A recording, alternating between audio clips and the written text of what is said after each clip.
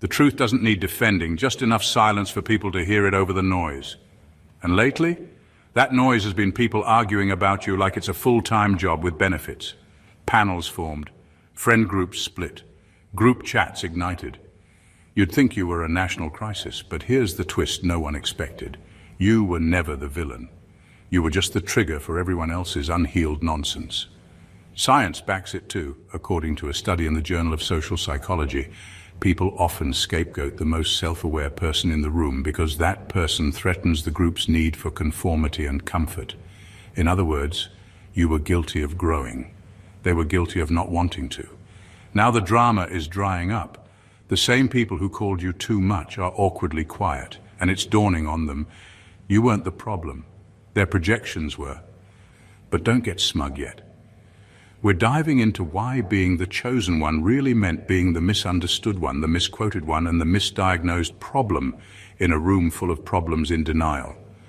Spoiler alert, it's about to get brutally honest, with a side of humor, because let's be real, half of them should have been billed for their performances. Number one, you became their mirror, and they hated what they saw. People weren't really mad at you. They were mad at what you made them feel about themselves. You walked in and didn't even say much, but suddenly they were uncomfortable, restless, defensive. And here's the part they'll never admit. It had nothing to do with anything you did. You just held up a mirror without trying. Your energy, your presence, your clarity, it reflected everything they were hiding from in themselves. You didn't expose them, but being around you made their masks feel tighter. You didn't insult them, but your confidence highlighted their self-doubt. You weren't judging anyone, but your growth made their stagnation harder to ignore. That's why the room got colder when you walked in. That's why the conversation suddenly turned into debates about you. They needed to shift the focus, because if people started looking too closely, it would be obvious the issue was never you. It was the gap between who they pretended to be and who they actually were. And the truth is, most people don't want clarity, they want comfort. You were like a spotlight in a room full of people trying to stay in the shadows. So instead of stepping into their own truth, they tried to dim yours. That's where the arguing starts, the gossip, the subtle jabs. Because if they can make you the problem, they don't have to face their own reflection. That's the kind of resentment that doesn't scream.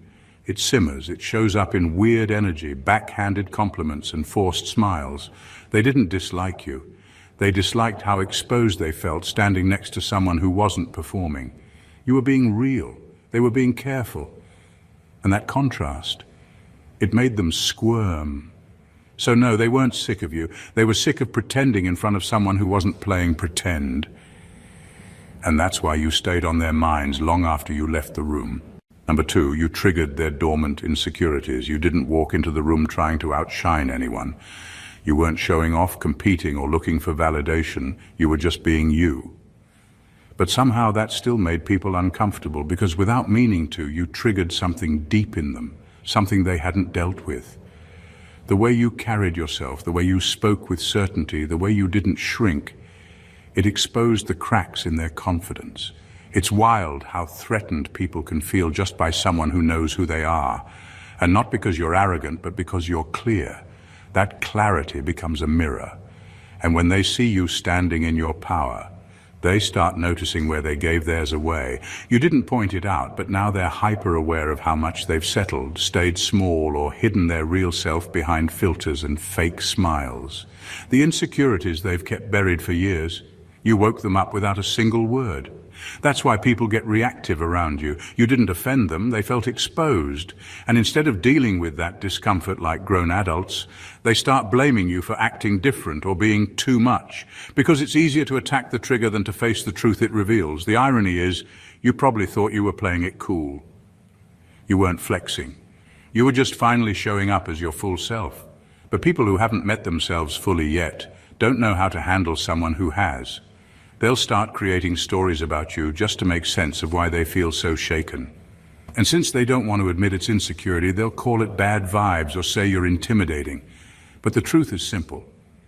You're not intimidating, they're intimidated. There's a difference. One comes from who you are, the other comes from what they refuse to face, and deep down even they know it. That's why they talk about you when you're not around. You reminded them of who they're afraid to become. Number three, You couldn't be controlled. That was the real problem. You weren't hard to understand, you were just hard to control. And that's what really bothered people. They couldn't predict you, mold you, or guilt you into being smaller to make them feel bigger. You didn't follow their unspoken rules, and that made you a problem in their eyes. Not because you were actually doing anything wrong, but because you weren't doing what they expected. Control doesn't always show up as loud commands or obvious manipulation. Sometimes it's in the subtle ways people try to box you in, like when they expect you to react a certain way and you don't, or when they test your boundaries and you actually enforce them. You didn't argue. You didn't explain yourself. You just didn't comply, and that drove them up the wall. Because people who are used to being in control don't know how to handle someone who doesn't need their approval to breathe. They start labeling you as difficult, ungrateful, or too proud, but all that really means is you didn't give them power over you. And for a lot of people, that's unforgivable, especially when they're used to being the loudest voice in the room or the person everyone else bends to in order to keep the peace. You weren't rude. You just weren't willing to trade your freedom for their comfort. That's why they argued about you. Not because they didn't understand you, but because they couldn't direct you. You made your own choices. You didn't flinch when they tried emotional pressure or silent treatment games. And when they couldn't guilt you, couldn't scare you, couldn't mold you, they had no choice but to call you the problem. But here's the truth. People who can't control you will often try to control how others see you. That's why your name came up in so many side conversations, not because you were toxic, but because you were untouchable. And people don't gossip about those who follow the rules. They gossip about the ones who rewrite them. Number 4, you didn't play by the rules, you wrote your own. You weren't rebellious just to make noise. You weren't trying to be edgy, shocking, or different for attention. You simply refused to follow a script that never felt like it was written for you in the first place. While most people were busy trying to fit in, blend in, or stay in line, you stepped back and asked, who even made these rules? And when you realized they were built on fear, shame, and expectation, you walked away. That shook people more than you'll ever know. Because you didn't just reject the rules, they saw you thrive without them. That's the part they couldn't stand. You didn't crash and burn like they secretly hoped. You didn't come crawling back asking for permission. You created your own pace, your own code, your own lane, and it worked. And now, all the things they told themselves to justify staying stuck, gone. Every excuse they built to explain why they couldn't change, grow, or dream louder started to crack just by watching you live unapologetically. You made freedom look real, not theoretical. You proved that this is just how things are isn't a fact, it's a choice, and deep down they hated how much they believed in limitations you've already outgrown. Because now they had to face a hard question. If you could break out, what's their excuse for staying in? You didn't disrespect their paths. You just didn't lie to yourself to stay on one that wasn't yours. That honesty, it disrupted their entire belief system. It's easier to mock the one who steps off the treadmill than to admit you've been running in place. That's why they questioned you, laughed at you, warned others about you. It was never about you being wrong. It was about them not being ready to rewrite their own rules. You were free, and that freedom exposed their fear. Number 5, they weren't tired of you, they were tired of their masks slipping around you. You didn't ask anyone to fake it around you. You didn't demand honesty or force anyone to open up. You just showed up real, consistently. And that alone disrupted everything. People weren't tired of you. They were exhausted from the effort it took to keep pretending around someone who wasn't pretending at all. Your authenticity didn't just stand out. It stripped the performance right off of them. You didn't wear masks, and that made theirs feel heavy. Because when someone around you is real, it gets harder to keep up the act. You didn't play social games. You weren't trying to impress, outshine, or manipulate, and that exposed the fact that they were. They realized it the moment you spoke plainly, the moment you owned your flaws, the moment you didn't flinch in silence or rush to fill it with shallow noise. They realized they couldn't hide behind surface-level personas anymore. Not with you in the room, and when you're used to being liked for a version of yourself that isn't real. Someone being unapologetically genuine feels threatening. Not because they're dangerous, but because they remind you of how far you've drifted from your own truth. So what do people do?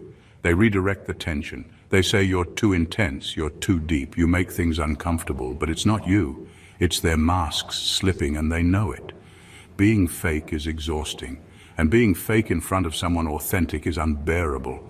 Every joke feels forced, every compliment feels like strategy, and every moment feels like it might accidentally reveal something real. That's why they started avoiding you. Not because you drained them, but because pretending around you drained them. You never asked them to be anything but themselves. But you being yourself made them realize how far they've gone from being that, and that kind of mirror. Most people don't want to look into it for long. Number 6, you didn't need validation. And that's unforgivable in a world addicted to it. You weren't out here begging to be seen. You weren't tailoring your words for applause or shrinking your truth to make it easier to digest. You didn't need a cheerleading squad to feel solid in who you are. And that shook people more than anything. Because most people are addicted to being liked. They don't even realize how much of themselves they've edited, filtered, and watered down just to fit into spaces that were never meant to hold their full self. You, on the other hand, didn't play that game. You weren't rude about it. You just didn't need the noise. You showed up grounded, clear, and unbothered. And people couldn't figure out how. Because when someone doesn't rely on external validation, they become impossible to control. You weren't fishing for approval, which meant they couldn't bait you with rejection. You didn't flinch when you were misunderstood. You didn't over-explain to be accepted. You knew your worth before the world handed you a round of applause, and that kind of confidence makes approval seekers feel exposed. The truth is, people who depend on validation see your self-sufficiency as a threat, because your existence proves that it's possible to be secure without needing everyone to clap. And if that's true, then what does it say about the years they spent chasing likes, over-explaining themselves, or molding their identity around what people found acceptable? That's why they labeled you distant or hard to read. That's why they said you thought you were better than everyone. They needed a story to make sense of the fact that you weren't performing for them, but the real reason they were uncomfortable? You reminded them that being self-approved is an option. You reminded them that peace doesn't come from being liked. It comes from being real. And in a world where everyone's selling themselves for attention, not being for sale makes people furious. Number 7, you had peace they couldn't buy. You didn't have to say much. You walked into spaces with a calm that couldn't be faked, and it unsettled people who'd built their lives chasing chaos disguised as ambition. You weren't trying to prove anything. You weren't trying to be louder, richer, trendier, or more impressive. You just were. And that presence, solid, still grounded, cut through all the noise people use to cover up how lost they really feel. They had the job titles, the curated lives, the highlight reels. But under all that shine, there was still restlessness, still anxiety, still a gnawing sense that something was missing. And then there was you. Not loud, not flashy, not constantly chasing the next thing, but centered. And suddenly all the things they thought would make them feel full looked a little hollow. You didn't have 100 followers cheering your every move, but you had clarity. You weren't addicted to attention because you weren't starving for it. That peace you had, it wasn't from a retreat, a book, or some perfectly marketed wellness routine. It was hard-earned. It came from the inner work most people skip because it's uncomfortable, slow, and unglamorous. You had it because you faced yourself. They didn't, and they could feel the difference. That's what made them resent you, whether they could admit it or not. Because deep down they realized they could buy the look of peace, but not the real thing. No amount of brand names, applause, or vacations could give them what you carried just by being aligned. And they hated that. They'd rather believe you were lucky or hiding something than admit you had something they didn't and couldn't fake. Because if peace is something you become, not something you buy, then it means their whole definition of success might be wrong. And that's a truth too many people aren't ready to sit with. Number 8, you didn't make noise, you made impact. You never needed to dominate the room to leave a mark. You didn't insert yourself into every conversation, didn't fight for the spotlight, and didn't perform for attention. While others were busy trying to be seen, you were focused on being felt. And that's exactly what made you unforgettable. Because real impact isn't loud, it's undeniable. People are conditioned to associate volume with value. If it isn't trending, viral, or dramatic, they assume it doesn't matter, but you operated on a different frequency. You weren't out here chasing clout or competing for relevance. You simply showed up in truth, moved with intention, and let your energy speak louder than performance ever could. You didn't need a stage. Your presence shifted things naturally. The dynamics changed when you entered the room, and not because you demanded it. It just happened. That's what confused them. They couldn't understand how someone so quiet, so non-flashy, had so much influence. You weren't part of the gossip, you weren't in their games, yet somehow decisions started revolving around your energy. Conversations shifted when you spoke or when you didn't. People started second-guessing themselves after brushing you off because your silence carried more weight than their noise. And it frustrated them, because noise is easy, it's predictable. It's a performance that comes with applause and distraction, but impact, that comes from depth. And depth forces people to feel, often what they're not ready to feel. That's what you did, not by force, but by being rooted. You didn't demand respect, you commanded it by never asking for it. They didn't notice you at first, but they remembered you when things started feeling different. That's how they realized you weren't irrelevant, you were irreplaceable. You didn't come to entertain, you came to evolve. And evolution always speaks in silence before the world catches up. Number 9, you made loyalty look like power, not weakness. You didn't shift with the wind, you didn't change your stance just because the crowd moved or the vibe changed. You were loyal to your values, your word, your people. And at first they laughed. They mistook your consistency for simplicity, your principles for softness. They thought, that's cute, but the world doesn't work like that. But what they didn't realize is that loyalty is a quiet kind of power most people can't hold because it requires discipline. It requires restraint in a world that rewards betrayal, trend hopping, and convenience. You stayed rooted while they jumped ship the moment things got uncomfortable. You were consistent while they were out here trying on personalities like outfits. You didn't fold just because something shinier came along, and that kind of steadiness, it made you rare, dangerously rare. At first, they saw it as weakness. Too loyal, they said, too trusting. But when the smoke cleared and the mask slipped, they saw what it really was, integrity, and they couldn't fake it. Because you can't download loyalty, you can't copy and paste it when it's convenient. It has to be in you, and it was in you. That's what separated you. Their betrayal didn't break you, it revealed them. And when they looked around at the shallow connections they had left, the people they impressed but couldn't trust, the alliances built on gossip and ego, they realized something brutal. They were forgettable. You weren't, because your loyalty didn't just make you trustworthy, it made you magnetic. People feel safe around the real thing, even when they don't know how to appreciate it at first. And the ones who walked away or laughed at you, they thought loyalty made you stuck. But you weren't stuck, you were anchored. And they confused stillness with weakness because they'd never known what it felt like to not run from themselves. Now, they miss it, not just you, the peace, the clarity, the consistency you brought. But once loyalty is betrayed, it doesn't come back. And that's when they realized you weren't naive, you were golden, they were just reckless with something rare. Number 10, you were the storm before the awakening. You didn't walk into their lives gently, and not because you were unkind or chaotic, but because your presence disrupted everything they were pretending to be okay with. You shook foundations. Not through force, but through truth. And truth, even when softly spoken, hits like thunder in a room built on denial. You were the storm before their awakening, not the final blow, but the first crack. You didn't come to destroy, you came to reveal, and that's why they argued about you. You made them uncomfortable in ways they couldn't explain. Not because you were wrong, but because you were right. And being right made them confront just how long they'd been lying to themselves. You disturbed stagnant waters, waters filled with toxic friendships, fake peace and silent suffering. You didn't tiptoe around dysfunction, you named it. You called things what they were, not what people wished they were. You said the quiet parts out loud. And once truth is spoken in a space that's built on silence, things don't go back to normal. They break, shift, unravel, and that's what happened when you showed up. They called you dramatic, too intense, too much. But what they were really saying was, we weren't ready.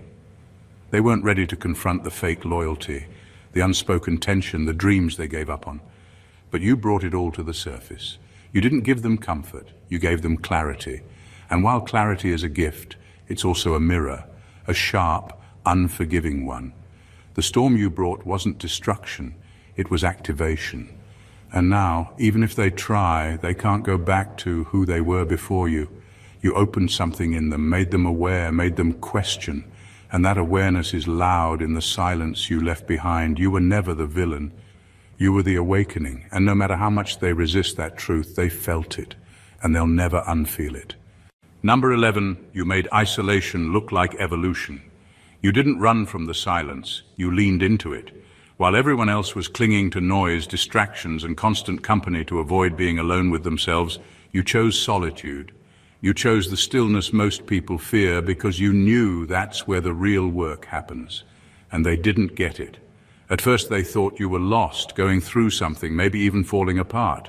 Because in their world, isolation equals collapse. But you weren't crumbling. You were refining. They just didn't recognize the process, because most people don't evolve in front of an audience. You disappeared, not for attention, but for clarity.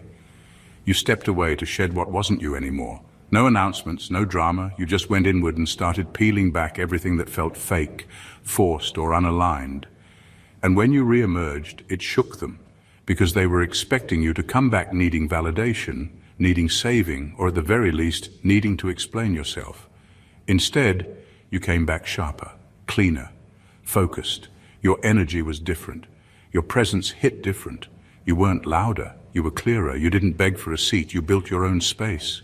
And that rattled people who had been watching and secretly hoping your solitude was a sign of weakness. You made isolation look like power, not loneliness, not exile, rebirth. And that scared them because they've been hiding in crowds, addicted to noise, terrified of what they might find if they slowed down. But you showed them what happens when someone dares to stop performing and starts healing. You made peace look like rebellion. You made boundaries look like liberation. They called you distant, cold. They thought you vanished. They thought you were drowning in your own silence, probably spiraling, probably lost. Because that's what they associate solitude with. Breakdowns, depression, failure. They've been taught to fear being alone. They think stillness is a sign you're sinking. So when you withdrew from the noise, the drama, the performative relationships, they assumed the worst, but the joke was on them. Because you weren't breaking, you were building privately, quietly, powerfully. You weren't hiding, you were refining. You chose the kind of solitude that doesn't suffocate. It sharpens. And while they were chasing validation, you were chasing clarity. You shut out the world not because you couldn't handle it, but because you didn't want to be shaped by it anymore. You weren't interested in fitting in. You were becoming undeniable. What they didn't see was the internal work, the kind of heavy lifting no one claps for, the long nights, the quiet confrontations, the ego deaths, the painful pruning of everything you once thought you needed. You didn't ghost people, you ghosted versions of yourself that no longer fit, and when you reappeared, it wasn't to prove anything. It was because you were ready. You came back with eyes that saw through the noise, with boundaries like steel, with an energy they couldn't poke holes in anymore, and that shook them, because they expected you to return smaller, humbler, maybe even apologetic. But instead you returned untouchable, evolved, not louder but deeper. You didn't flex, your presence did it for you. You made solitude look like a weapon. You made evolution look like rebellion. And for people who've been avoiding themselves their whole lives, your transformation wasn't just shocking, it was uncomfortable, because it meant healing was real. It meant wholeness was possible. And worse, it meant they had no more excuses. They feared isolation. You turned it into armor. Number 12, you didn't abandon people. You outgrew them. They'll say you changed, that you switched up, that you got too good or too distant. But what they won't say is how long you stayed in rooms that suffocated your spirit. They won't talk about how much of yourself you dimmed just to keep the peace. They won't mention the times you swallowed your needs, softened your voice, or tolerated chaos just to be included. Because when you finally walked away, it wasn't about ego, it was about survival. You didn't abandon anyone, you just stopped bleeding for people who wouldn't even hand you a bandage. You started choosing yourself in spaces that were built on self-betrayal. That's what they can't admit. You didn't leave them. You left behind the version of you that made it easy for them to stay comfortable. And now they're not mad at your absence, they're mad at your evolution. Because it forced them to face the truth. You were never the problem. You were just the one brave enough to heal. Healing has a strange way of clearing the room. When you start honoring your boundaries, the people who benefited from your lack of them get uncomfortable. When you stop over-explaining, over-giving, or overextending, people call it selfishness, but really it's self-respect. And that's foreign to people who've built their identity around being needed rather than being whole. You outgrew the roles they boxed you into, the fixer, the follower, the one who always says yes. And the moment you stopped playing those roles, they couldn't recognize you. But you weren't changing for attention, you were changing to live, to breathe, to feel peace in your own skin. You were healing in places they were too afraid to even visit.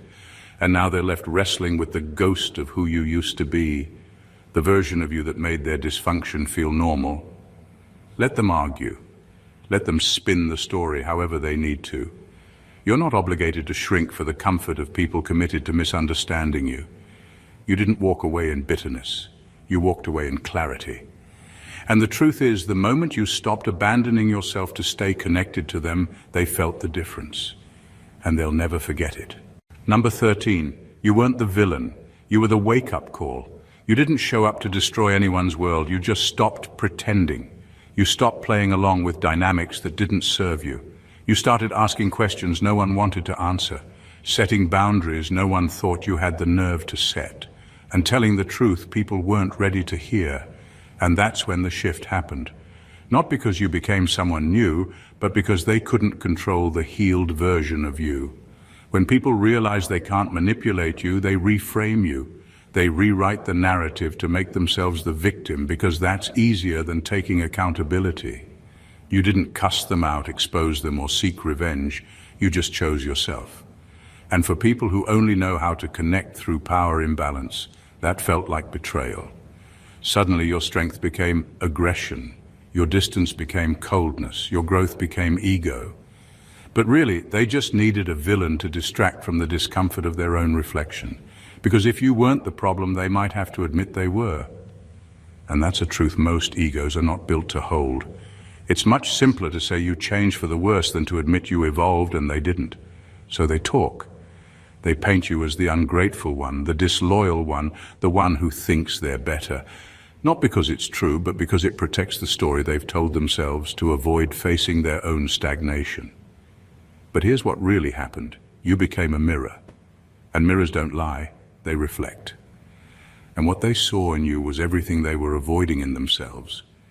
That's why they called you the storm when you were actually the forecast. You didn't cause the damage, you just revealed what was already broken. You weren't the villain, you were the wake-up call. The quiet shift, the calm no more. The boundary they didn't believe you'd ever draw. And while they may keep your name in their mouths, deep down they know you were right. You just got there first. And that's what stings the most, not your actions, but the fact that they needed someone like you to shake them out of the comfort that was quietly killing them. Number 14, you made being hard to love a compliment. They called you hard to love like it was a flaw, like it meant you were broken or cold or just too much.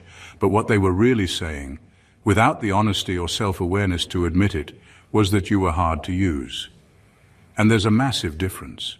You didn't mold yourself to fit their comfort. You didn't play dumb when something felt off. You asked real questions. You noticed patterns. You remembered the details they hoped you'd forget. You held people accountable even when it made things awkward. And that's what made you difficult. You weren't hard to love. You were hard to deceive because you weren't desperate.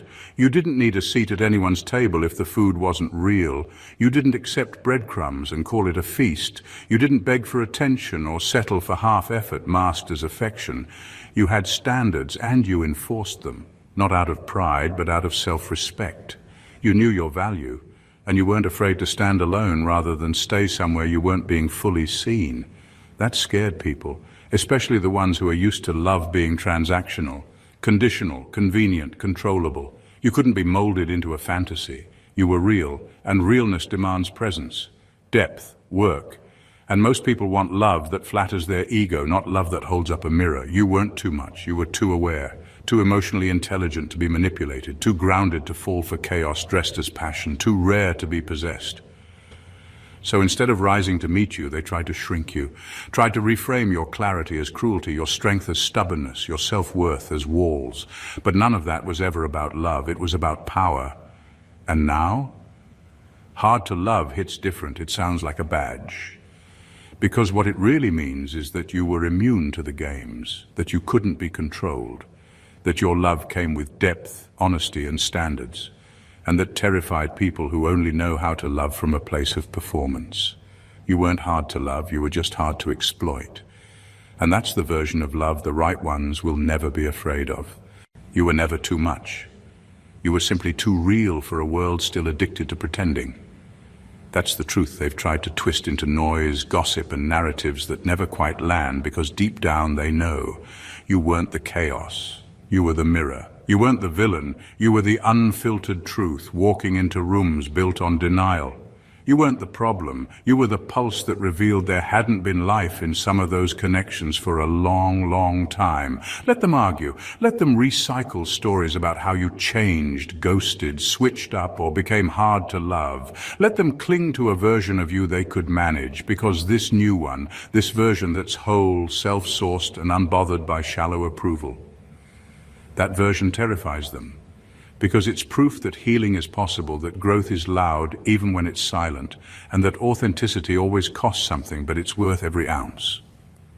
You move differently, not out of spite, but out of self-preservation. You didn't cut people off, you cut off patterns. You didn't create distance, you created peace. And that peace came at the price of comfort zones you no longer belonged in. You didn't lose them, they lost access. There's a difference. And here's the most uncomfortable truth they'll never say out loud. They miss you. Not just your presence, but your energy, your clarity, your consistency. The way you could sit in silence and still make them feel seen. The way you showed up, even when it was inconvenient. The way you loved without performance, but with fire. They didn't know how to hold that. And now they know they'll probably never find it again. But you're not bitter, you're better. Wiser, cleaner, sharper. You're not standing on a pedestal, you're just standing unapologetically in who you've always been. And the ones who were never meant to meet that version, let them fall away. Not everything you lose is a loss. So no, you were never the problem. You were the pattern breaker, the wake-up call, the storm that didn't come to destroy but to clear the air. And now you're not looking back, because forward is where peace lives, and you've earned every step of it. Keep walking. If this message hit home, don't just scroll away. Pour back into what poured into you. Subscribe to the channel so you never miss truth that cuts through the noise. Like the video if it made you pause, reflect, or feel just a little more seen. Drop a comment. What part spoke to you the loudest? What truth did you need to hear? Share this with someone who's been doubting themselves, questioning their worth, or healing in silence. They need this. You never know who's waiting for words like these to remind them they're not alone. This isn't just content, this is clarity. This is a space where masks come off and the real ones rise. Welcome to the shift. Stay locked in.